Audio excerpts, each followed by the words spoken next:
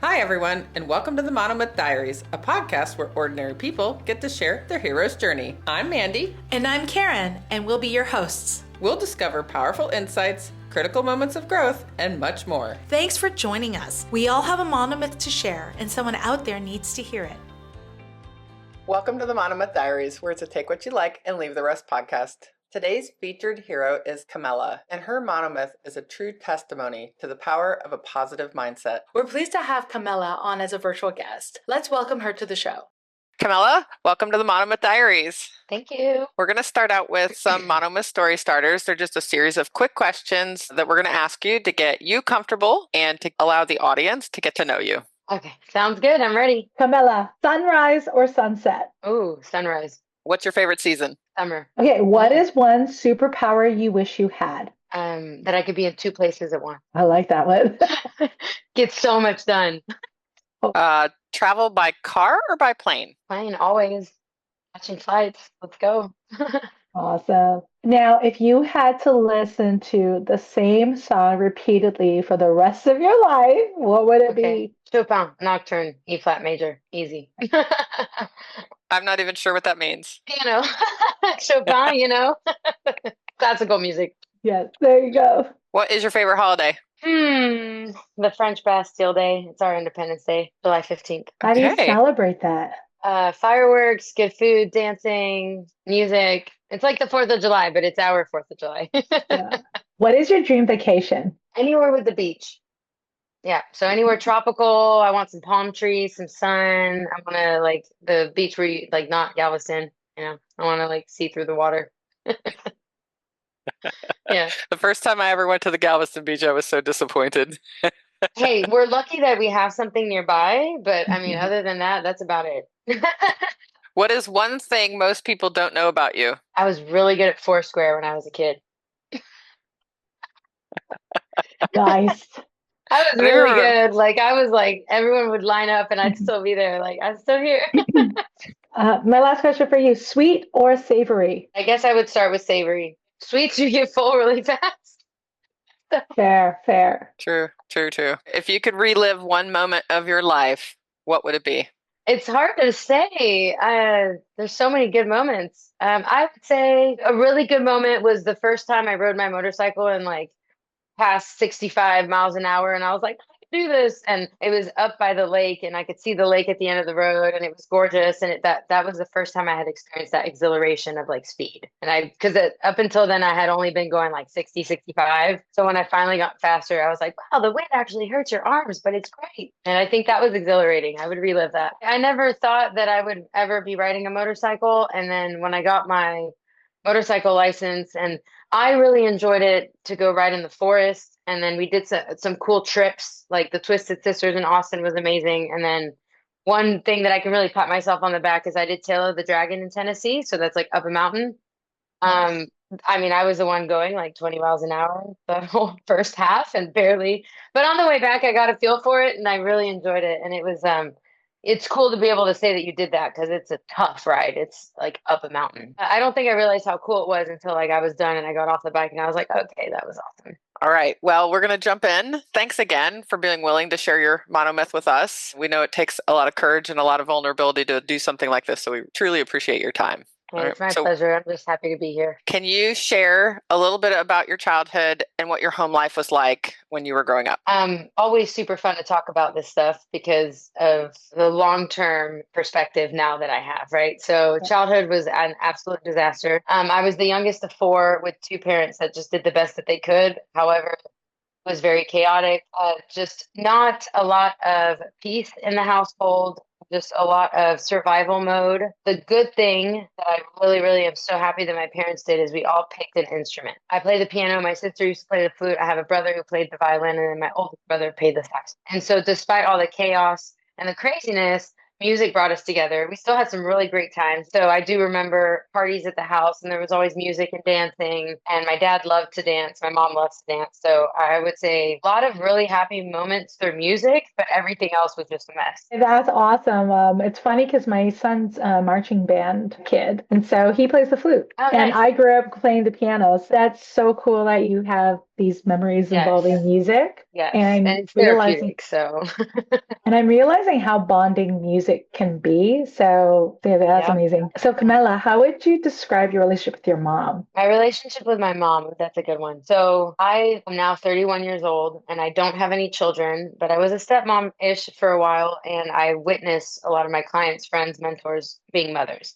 And I think that as a mom, goal number one is to protect your children. And so when I look at my mom, in her own way, in her mind, she was protecting her children. So I think that my relationship with her has been built around this belief that I just want to see the best in people. And I do think that my relationship today is phenomenal. Growing up, I think that there was a lot of, how can I put this nicely? Relying on your children for things that you didn't receive when you were growing up creates a lot of weird relationships. And so I think that I was always in my mind as a kid trying to encourage, support, and just be the light in this crazy household. So my relationship with my mom, since I was the youngest, I got to cook with her. So I spent a lot of fun times in the kitchen with her.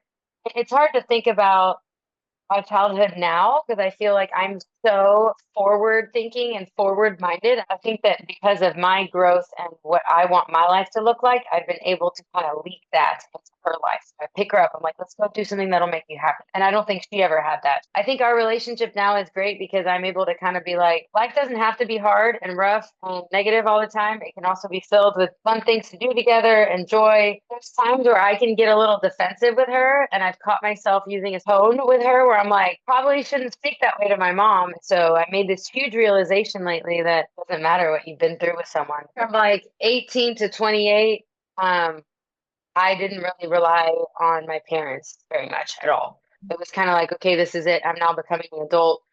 And then up until then, I think that I was kind of like her rock. And so it felt very much one-sided. Now, was it? I don't know, right? But it just felt that way. And I think that when she was going through everything she was going through, I took on this role of confidant, therapist, listener. And so it was just a lot to put on a teenager's shoulders. It's amazing that I've done the growth and I've done the forgiveness work and I've done like all the resentment of letting go work. But as an adult, I see more gratitude that she's still in my life. Ultimately, when you don't look at all the negative stuff, she's awesome. One follow-up question. So your mom kind of relied on you. You played therapist, you played listener, like confidant. Do you mind me asking how old were you when that started to happen? Like that your relationship started to turn like that?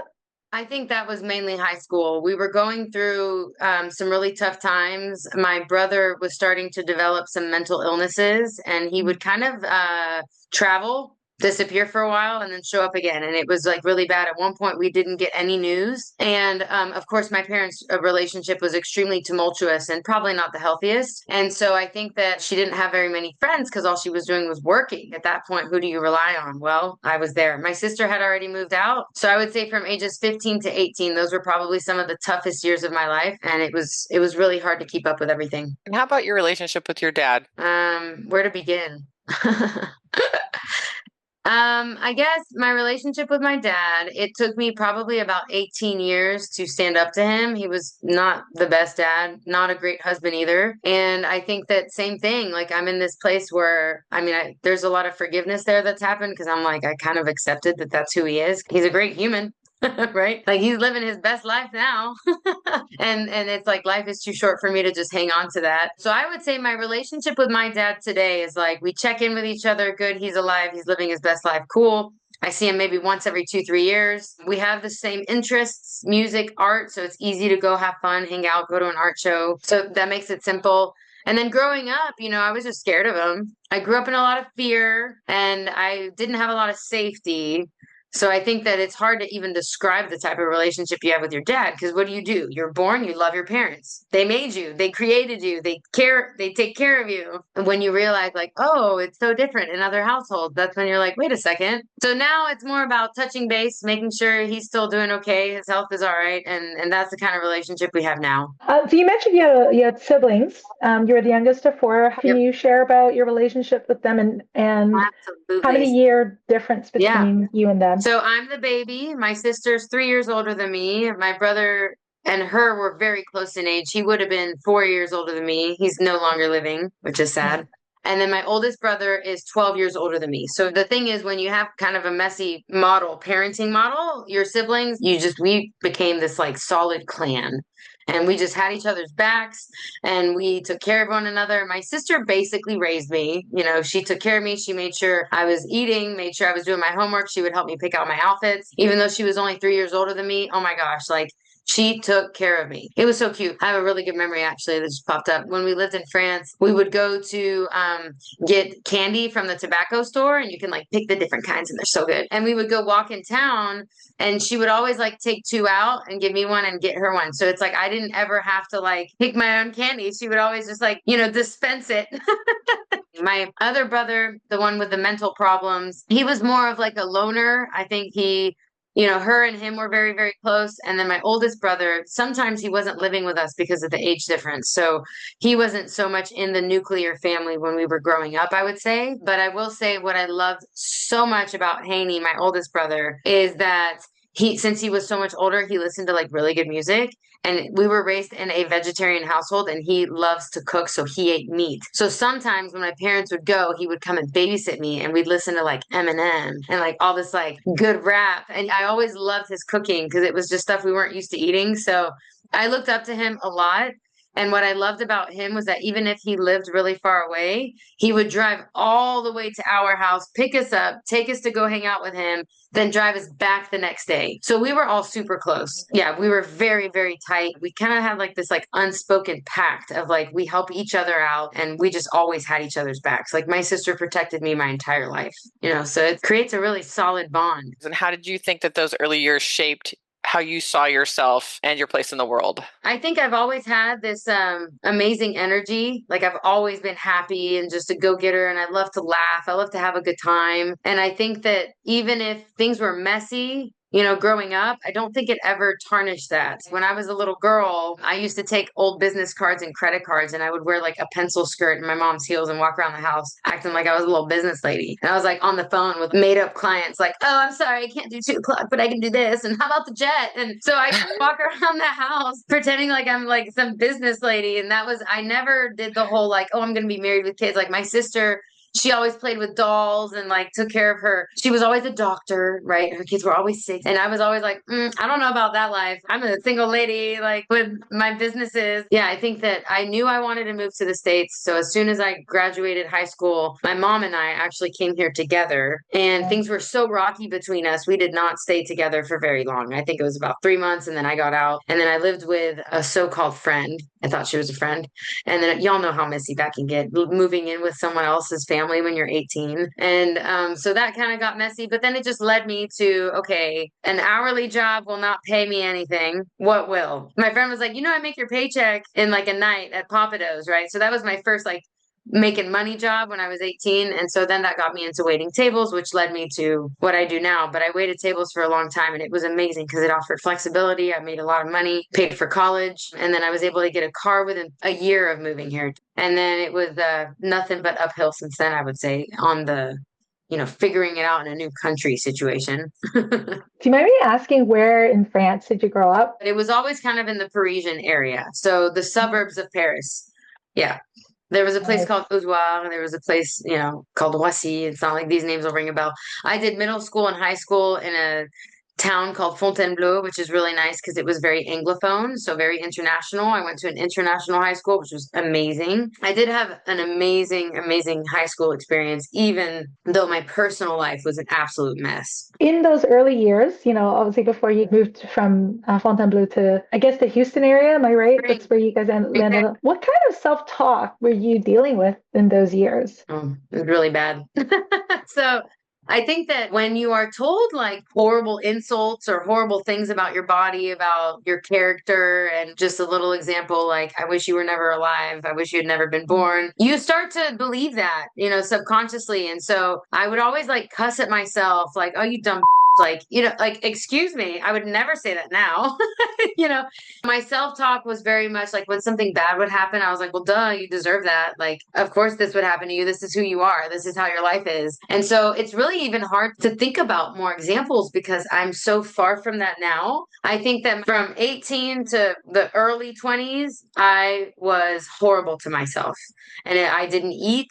I tried to be as skinny as possible. And then it was always about what I looked like, how much money was in my bank account, and all these things that really, truly don't matter. That's what mattered to me. So I did not even know what self-love was. It was tough. It's like hard to think about it now. I'm like, poor girl. I think that's one of the things that attracted me so much to you is that you're positive and you look at your experiences as opportunities to grow. So you had this, let's say, 15-year period, teenage to your mid-20s. And you had told me once too that you took a lot of the things that you learned when you were younger into relationships during those years. You want to tell us a little bit about that? Yeah, absolutely. My first relationships, I was still in survival mode. I understand now the laws of attraction and frequency and like why I ended up with these people. But the best way I can describe it was I was recreating the models that were in my household. My dad was not the most driven person. I don't think he ever truly provided for his family without it being like the hardest thing for him to do. That was seen a lot. I dated this one person right when I got here. He just lacked drive. But I don't think that relationship, there was anything wrong with that. I think the relationship where I learned the most was one where I was in it for 5 years and he had a daughter. And the thing that's amazing is I've gotten to a point where it's no one's fault. I definitely had my own role in it and he definitely had his own role. But it got to a point where it was so toxic and it was so messy. And I had that moment and I was like, oh my gosh, I'm recreating my childhood right now. I mean, I didn't even know who I was. I didn't even know that a life without fights every day was possible. And I was working 2-3 jobs, going to college, studying. I would still go to the gym. I still had a social life. I felt like I was just doing all this stuff, but why was I doing it? Because I wanted to be accepted. I wanted validation. I wanted someone to be like, I see you. And that was never met. I wouldn't say that what I got from it the most was like, oh, how abusive and toxic it was. No. It was a realization of who I am. We knew early on we shouldn't be together. He even proposed and we were fighting the day he proposed. The day he proposed, I was texting my sister and I said, if he proposes, I am not saying yes. Then he proposes and I said yes. That shows exactly the lack of self-awareness, the lack of emotional intelligence. I was definitely recreating that tumultuous, messy, there was fights, there was miscommunications, there was control, a lot of control. The negative self-talk got even worse at that point, and I got into therapy. And that's when, you guys, things got a million times better.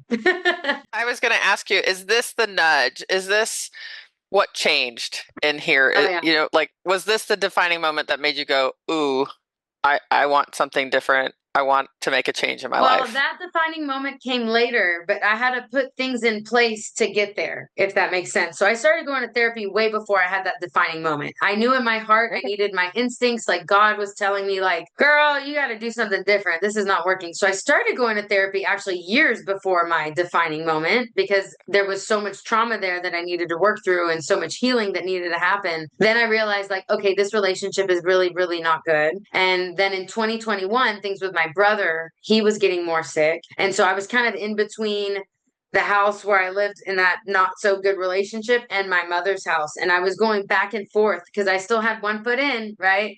Wasn't ready yet to make that decision. And of course, it was very one-sided. He had checked out years ago. I was still like, no, we can do this. And so I think the defining moment came way later when I turned 28 on February 28th.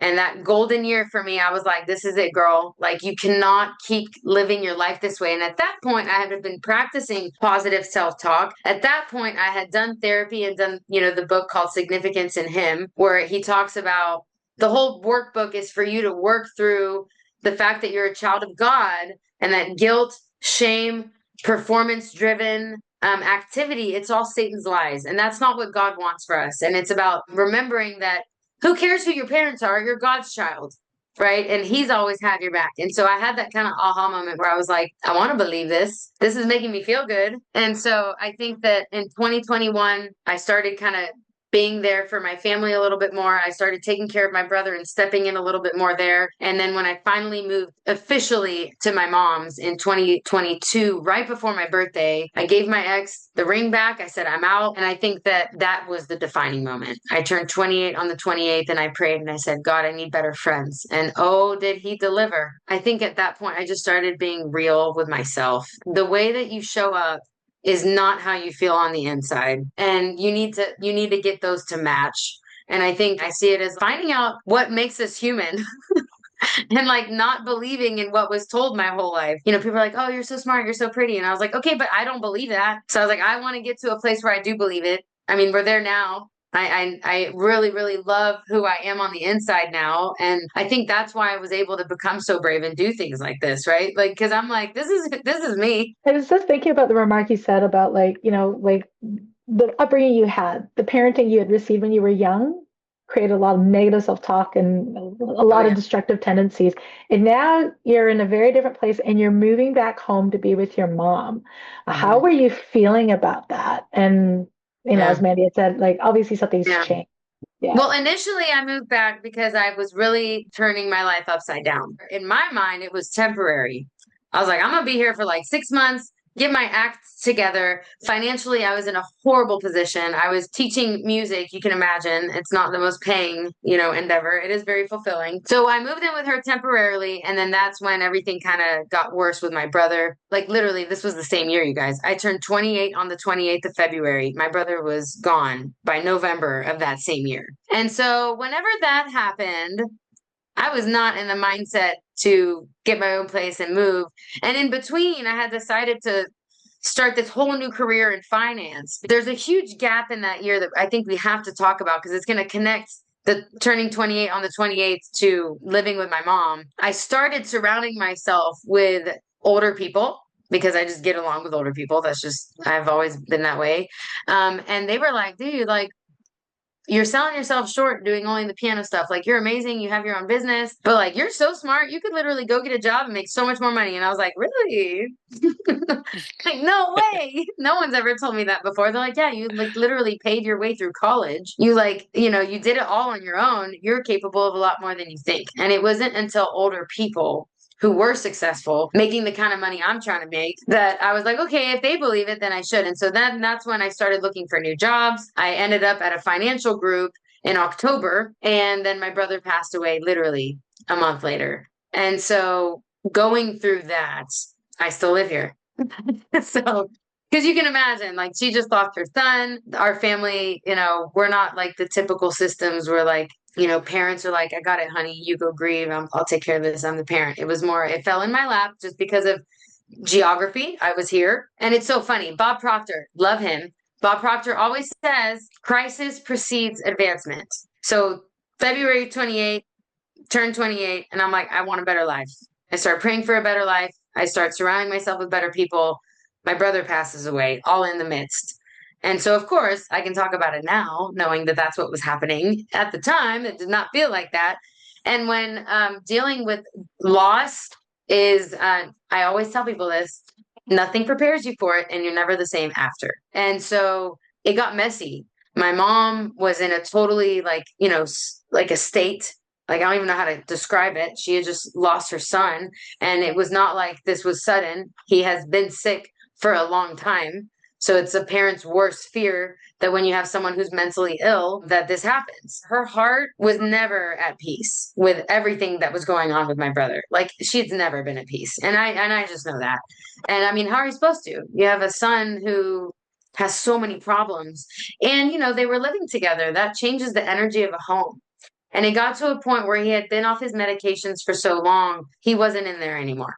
And so that's when I moved in and we felt unsafe. I hope that if my family members do listen to this, they should know like we really did our best because he was not himself anymore. We did not feel safe. Anyone who knows about paranoid schizophrenia will relate to this. You can see it in their eyes. They're no longer, their soul is so tormented. In 2022, he left. We did not feel safe with him in the household. So we asked him to not stay unless he was on his medications. And then the worst possible outcome happened. And my mom received a phone call. He was found with only a Bible on him. And it sucks because all of a sudden everything made sense. When God said, come on, son, it's time to go home, all of a sudden it all started making sense. So living with my mom was needed. I don't think she could have survived. And I think I needed that as well. I needed to be home. Because after grinding on my own for a decade, it was nice to like have a home and feel safe. Move on to 2023. That year was dark. We were all grieving. And then 2024 was when I started to really rise from that darkness of losing someone. Do you mind backing up just a little bit? You briefly mentioned some of the work that you were doing. You mentioned that you're doing counseling. Yes. Do you mind telling us about some of the other tools and things that you're doing at this time to grow and be different? Like what's helping you get where you are today, this happy, positive person who can look at your past as an opportunity to grow? So therapy was great. And my priority was here. I wanted better mental health. And then I did a little bit of trauma counseling. That was a lot. That's really tough. And then after that, I started networking. So I show up to this networking event, and I've talked about this before because I think it's amazing. It was October of 2023, and I show up in this amazing transitional coach who helps people when they're transitioning into different phases of their life. Oh, hold on, let's back up. You said you were doing counseling, but you're doing coaching also? I took a break from the counseling, Okay. and then I started networking. Focusing on the business, right? Because at this point, I hadn't really made any money all of 2023. But at the time, I just needed something to keep moving forward or give me the illusion that I was moving forward. And so October of 2023, I go to this networking event. So I'm not in counseling at this point. I'm just networking and trying to build my finance career. Like I was painted this picture of, oh, as long as you can get people to talk to you and sign up, like you'll be making 6 figures in like 3 months. And I was like, yes, let's go. And then I became salesy, product driven. I wasn't providing any value. Yeah. So Katrina, she got up there and spoke about a very traumatic experience that she went through. And she was like, but at the end of the day, everything is divinely placed in your life. And I was like, hold up. What does that mean? Like that just stuck with me. I had never heard anybody talk about God in a networking event with business professionals. And then my life coach got up there and did her presentation. And she said, you can go ahead and have all these thoughts. And as long as you don't believe him, you're not going anywhere. And I was like, man, that's my problem. Because I know I'm amazing. At this point, I'd built up some confidence. The positive self-talk was way better. I downloaded this app that like gives me positive manifestations all the time. So the self-talk was a lot better. And I was like, wow, I need to work with you. So many people will bend over backwards to make that possible. When they sense that there's some true fire within you, people will help you. And she worked with me. That is when the dream building came into place. And so we did vision work. I had never sat down, put a timer on, closed my eyes and envisioned what I wanted. And then I was like, wait a second, are you saying that I can accomplish what I want? That wasn't what was told in my household. And so the vision work with that was amazing. It was like a 3 month or 4 months. We had a coaching call once every week, and it was about resentment, forgiveness. And I had never thought that the life coaching would go there. And I was like, I don't have any resentment. I don't need to forgive anybody. And it was Mary Morrissey is the person who built this whole program. She's amazing. And she has this prayer on forgiveness. And I write it down. And I'm like, okay, big whoop. And I start saying it, and I'm in the car, and it's like, I forgive you. I wish you nothing but good. I forgive me. And I read it, and oh my gosh, I was on my way somewhere, and I cried for 45 minutes. And I was like, I didn't even know that all that was in there. And all these people that I didn't even think about for months and years started popping up. And I was like, oh my gosh, this is like the weird boo-boo stuff that everybody's talking about. It's happening to me. And I'm in the car, and I'm like, thank God I'm here alone, and no one's here to like see this. But it was like the childhood crying, and it was awesome. It felt so good. And so that's when I realized doing something once is not enough. And that's when the mantras, the daily exercises started happening. It was after this resentment chapter. Oh my gosh. And I was like, I was holding on to so much I didn't even know. And so that's when that ended in February of 2024. In that time, I had passed the first exam in finance that I needed in January. I had a group of friends that celebrated me. I was like, there's people that will do this. Like they surprised me. They didn't even tell me they were going to be there. They put balloons everywhere to celebrate my exam. I was like, whoa, like I used to not have friends like this. This is great. Then 2024 rolled around, and I found the company where I'm at now. And I can't even say that I found it. It was like by pure ping pong ball of God, right? And it was one of those things that was really incredible where our before last coaching session, I told Deidre, she's my life coach, she's amazing. I want to work at a firm that has good culture, good training, and I want to work with a woman. And a week later, I found this company. A lady's hiring me. They have good culture, good training. And it was one of those things like that happened in 7 days. Like, if that's not God. So typically financial groups recruit you on LinkedIn or you apply. None of those things happened. That's how I know it was like divine intervention. And then I'm over here like, everything is divinely placed in your life, Kamela. Like, and then it was meeting people in the wellness world. And I think, Mandy, that's where you and I really connected. I always love this saying where, like, when what you think, say, and do are in alignment, then you can really have true harmony and happiness in your life. And I think that was kind of my goal at that point. I got my thoughts in check. And then I was like, okay, the last step is believing it. And there was a business coach. Oh, I went to an event and I met this business coach, and she just like reeked of what I wanted. She looked successful. She looked healthy, gorgeous hair, gorgeous outfit, like those power suits, man. Like any lady in a power suit, I'm like, you know what you're doing. I go up to her and we have a coffee or something. And I was like, I still have, like, I told her, I was like, I've worked on this, this, this, this, this. I was like, I still suffer from scarcity mindset. I still am like, what? Me make money? No way. Right. And I was like, why do I have this scarcity mindset? And she was like, you need to listen to The Ultimate Library of Bob Proctor. So I didn't listen to it once. I listened to it about 5 times because I was driving to the Galleria, right? All this is going on while I started my new, position that I'm in now with an amazing firm in Houston. And I'm like waking up early, working out, doing my little mindset stuff, my mindset meditations, and I'm still not making money. Like, I'm still blocking myself. And until you realize that you're the culprit, it's you, then nothing ever changes. And so Bob Proctor, that was a huge tool. And then I'll just mention one last one. Actually, Mikey is the one who told me about Gabby Bernstein's book called The Universe Has Your Back.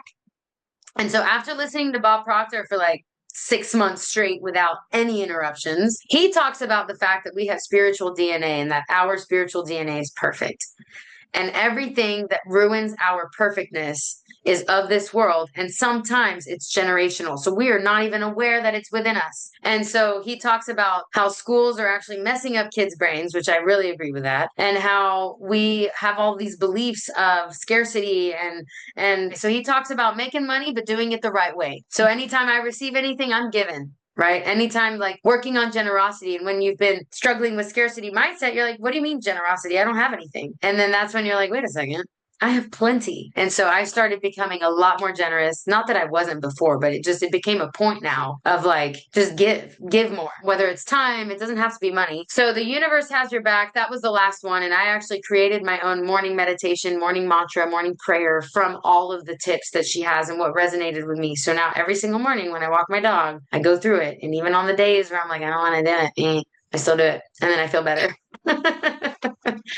So everybody that like lives in my neighborhood, they see me with my dog and I got my phone, and I actually realized this week I know most of it by heart by now. So it's pretty good. It's long. It's good though. Yeah. I love it. Actually, my question was about like asking how you were integrating your new tools in your life, and you just answered that. Can you name some of these tools? I know you named a couple of books, but you're talking about this app. What app is that? So there's a few. So the first one, it's called I Am. It's a $20 a year manifestation app, and you can pick what things you're struggling with. And I wear my watch and it just pops up. So for example, I just had one pop up and it was like, I'm open to receiving. For a while, I was on a weight loss journey. So some of them were like, I love my body even now. And so I was telling Mandy this. I used to put calendar pop-ups on my phone before I got this app that said like, you're doing great, beautiful. You're gorgeous inside and out. And I know that sounds so silly, but like reading that, I was like, okay. Whereas before it was like, shut up, dumb.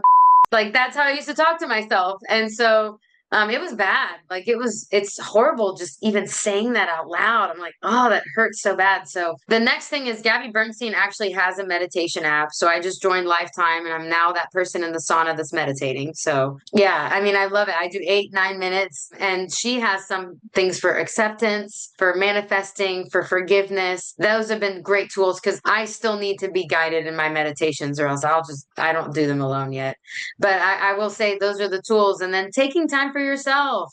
I take the time for myself, whereas before I thought that was the worst thing I could do. Like I was so guilty when I took a day off, or now I'm like, I don't get into the office until 9 or 10. So be it. That means I needed to work out. I needed to stay in the sauna for an extra 5 minutes, and it's all going to be okay. That's something I learned working with Deidre. Everything is always working out for me. And I say that every day. And when I'm failing or I get no's or I get rejections or I get clients that ghost me at the last second, I'm like, everything is always working out for me. And I'm like, they just weren't meant to be now. And then guess what happens? 6 months later, I get a call back and we're back on. So it's just like letting go of the things that you don't have control over. But I mean, don't get me wrong, you guys, like I still miss my brother every day. I still am heartbroken at how horrible my childhood was. But at the end of the day, that just means I have more love to give.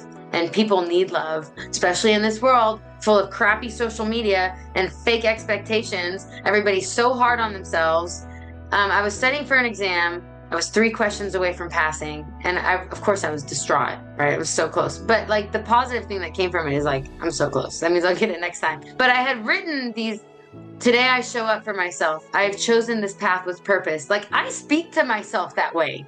I release the fear of perfection. I embrace the power of progress. I will breathe through doubt. I will push through uncertainty. I will remember I've done harder things before. There are tools, and it might feel silly, but our egos get in the place of our growth. I love that you like retrained your inner voice. I kind of went on a somewhat similar journey as you. Like I remember like giving permission to myself to take care of myself first. You hear about the oxygen mask on an airplane, like you put your mask on first so you have oxygen to be able to have the energy to give and the strength to put the mask on the other person. All my life I was trained that's wrong, and to go no, that's a lie. It's wrong because if I give everything to someone first, there's nothing left for me. And it's not about being selfish. It was about like, I can't give what I don't have. And I had to learn that lesson so I could be the parent I am today, that if I want to give to my family, to my son, to everyone around me, I have to fill up. It was actually very traumatic for me to accept that truth. And then I'm listening to your story and your monomyth and how you had to overcome this and to have this new inner voice to fuel you. That inner voice was always there. We just weren't feeding it. Like that's the essence of who we are, right? We were born with this inner voice. As soon as we were forming in our mother's wombs, that inner voice was there. I think one of the first people, like mentors that I listened to, he was like, your situation is not special. You are not unique in what you're going through. And I was like, excuse me, no one's been through this pain. And then I like meet other people and I'm like, oh, snap. Like you went through even more than I did. And so, and it's like, it's true. Our pain is not special. That is what makes us grow as humans. Like that is how we're meant to evolve. And so once you kind of understand that, like, pick your hard, right? Just pick it because everything's hard. We become better. And it's just like still to this day, I still have moments where I'm really down and upset and I'm like having a hard time finding the gratitude. But then what do? I pull my phone out and I look at the notepad and I'm like, force yourself to read this right now. And then boom. And then I listen to a meditation. And when I failed that exam, I did an acceptance meditation. I was so annoyed. But then I felt much better right after. Like, I don't know. I think you have to go looking for the tools initially, and then it becomes more of a habit. I think of like, I always say to Mandy, it's like surrender or acceptance, however you want to name it, is as a muscle that's really hard to work out. But the more you work it, the stronger it gets. Well, we'll wrap up with your first episode there, talking about your tools. In the next episode, we're going to get to carry on with talking about all of the boons that you're getting. Sounds good. Kamela, thank you so much for sharing about the inner turmoil you faced in your early years. It's clear that your journey is a testament to the power of self-awareness and a desire to create a better life. We're excited to continue exploring your personal growth in the next episode. Thank you for joining us on the Monomyth Diaries. If this episode resonates with you or someone you know, we'd love for you to share it and spread the inspiration. Don't forget to follow us wherever you get your podcasts or on YouTube to stay connected. We'd appreciate if you could take a moment and rate and review the podcast. It helps us reach more people with stories of transformation and growth. You can visit us at monomythdiaries.com or text us directly from the show notes to reach out and keep the conversations going. Until next time, heroes, let's journey together through our monomyths.